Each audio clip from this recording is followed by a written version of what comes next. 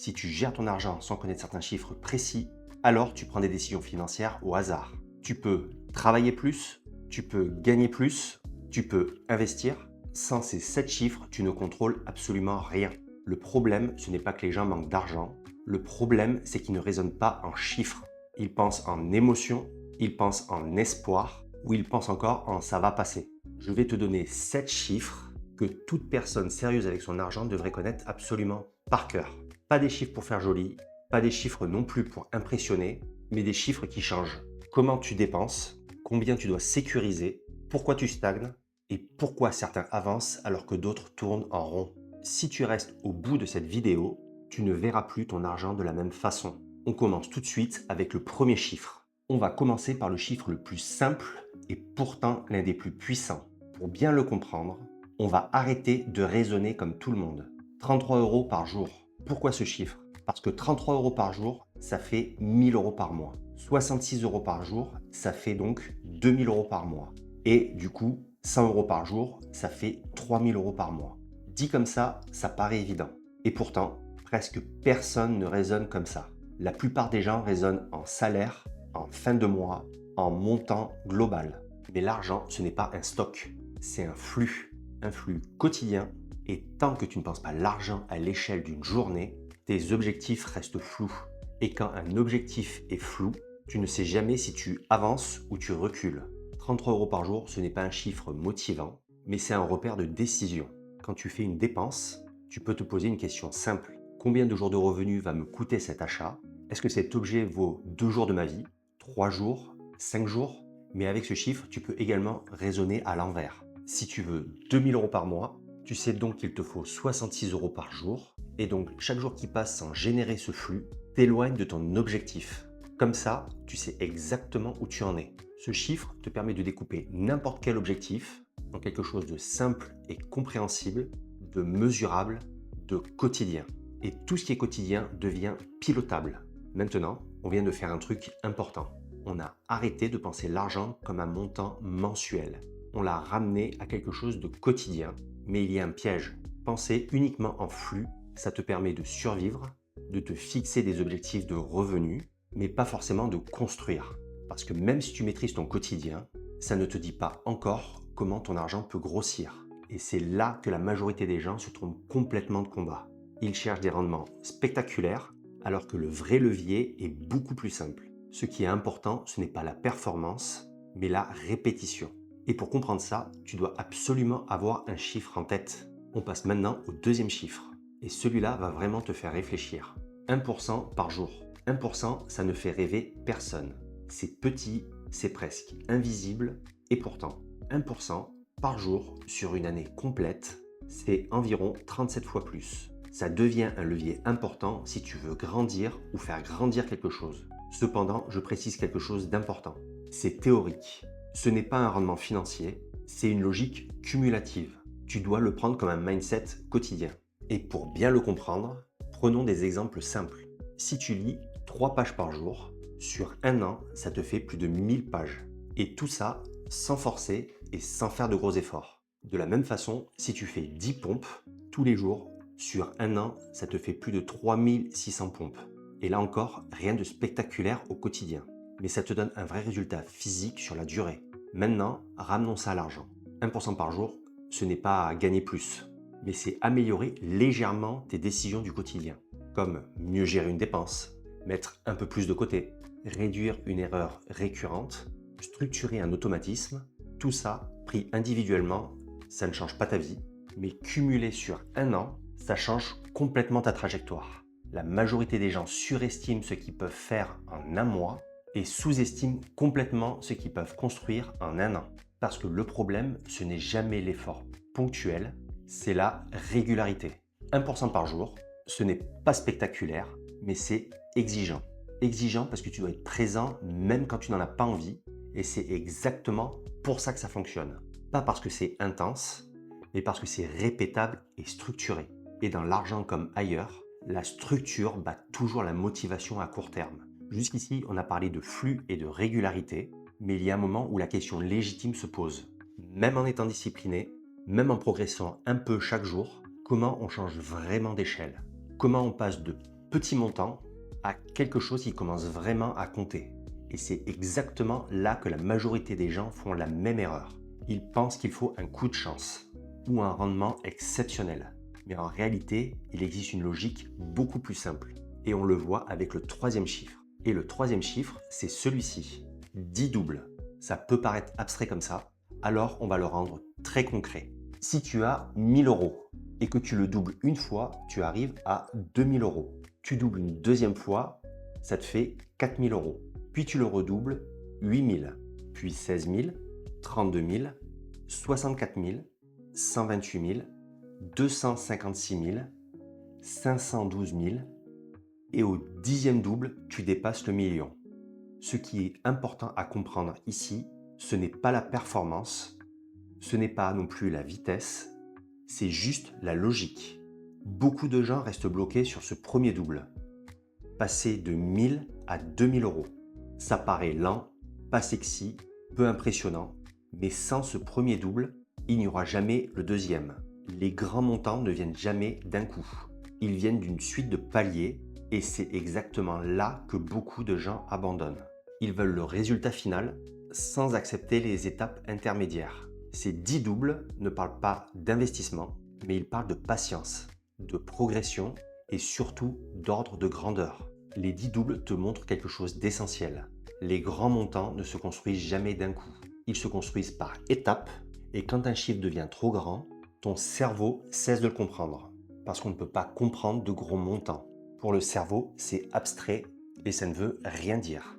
Et c'est pour ça que pour comprendre les gros chiffres, il faut d'abord hacker notre cerveau en lui faisant comprendre que c'est possible, en le rendant accessible pour lui. De la même façon et avec la même logique, on va prendre 100 000 euros.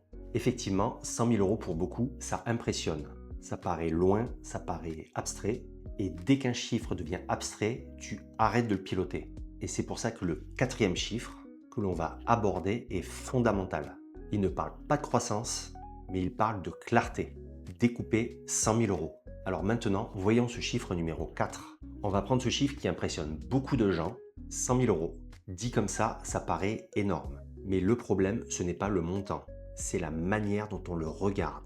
Alors, on va faire quelque chose de très simple. On va le découper. 100 000 euros sur une année, c'est 8 333 euros par mois.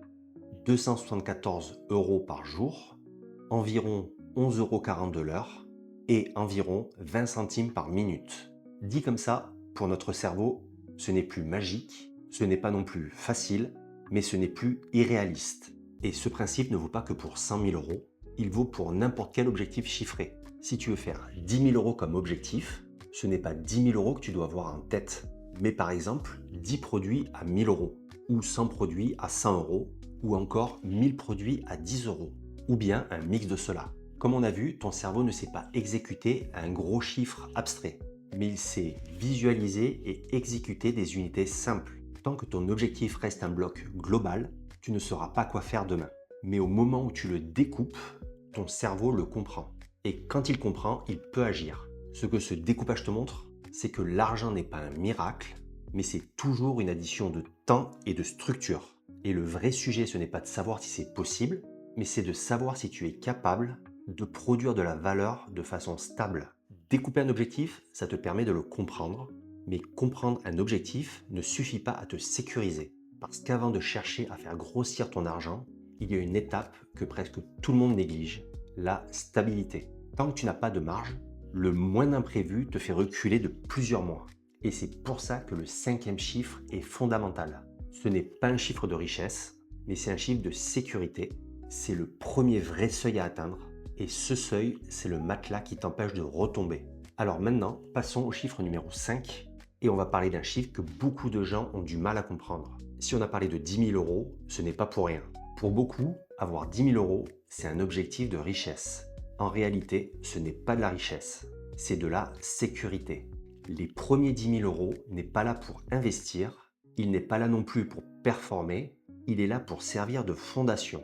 Une fondation, c'est ce qui empêche tout le reste de s'effondrer. Sans fondation, chaque secousse devient dangereuse. Ce chiffre représente, dans la majorité des cas, entre 3 et 6 mois de dépenses. 3 à 6 mois pendant lesquels tu peux absorber un choc, un imprévu, une baisse de revenus ou encore une mauvaise décision, sans que tout s'écroule. Ce matelas de sécurité doit être la première brique de ton futur empire financier. Il doit être ta base. Et tant que ce matelas n'est pas en place, chaque problème devient une urgence. Et quand tout est urgent, tu ne réfléchis plus, tu réagis. Financièrement, ça te pousse à vendre au mauvais moment, emprunter trop cher, accepter des décisions que tu n'aurais jamais acceptées en temps normal. Et mentalement, c'est encore pire. Tu avances sous pression, tu doutes, tu paniques plus vite et tu confonds vitesse et précipitation. Comme tu vois, 10 000 euros, ce n'est pas du luxe, mais c'est un seuil. Un seuil à partir duquel tu peux enfin penser long terme. Et cela sans avoir peur que tout s'écroule au moindre choc. Une fois que les fondations sont en place, ton objectif n'est plus de survivre, mais il est d'éviter de détruire tout ce que tu as construit jusque-là. Et c'est là qu'un problème apparaît. Beaucoup de gens pensent que leurs erreurs financières sont insignifiantes. Quelques frais par-ci, un découvert par-là, mais en réalité, ce sont ces petits dérapages qui te coûtent très cher. Pas parce qu'ils sont spectaculaires, mais parce qu'ils se répètent et parce qu'ils arrivent souvent quand tu es déjà sous pression. Et c'est pour ça que le 6e chiffre que l'on va aborder est essentiel à connaître. Il te montre combien un mauvais mois peut réellement te coûter et te mettre dans le dur. Dans ce chiffre numéro 6, on va parler d'un piège dans lequel tombent énormément de gens. Le piège de la mensualité.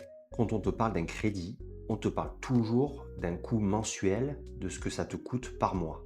300 euros, 400 euros, 500 euros, mais presque jamais de ce que ça te coûte au total. Et pourtant, c'est là que tout se joue. Prenons un exemple. Tu empruntes 20 000 euros sur 5 ans avec un TAEG à 6%. La banque te montre la mensualité, environ 387 euros par mois.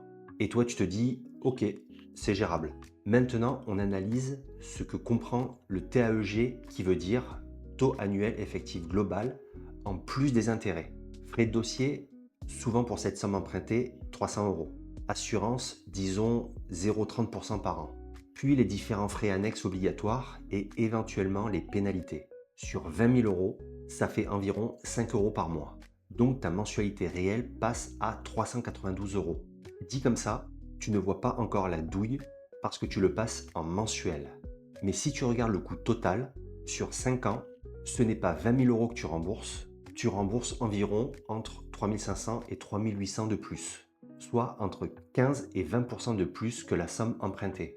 Comme tu le vois, c'est mauvais économiquement sur le long terme.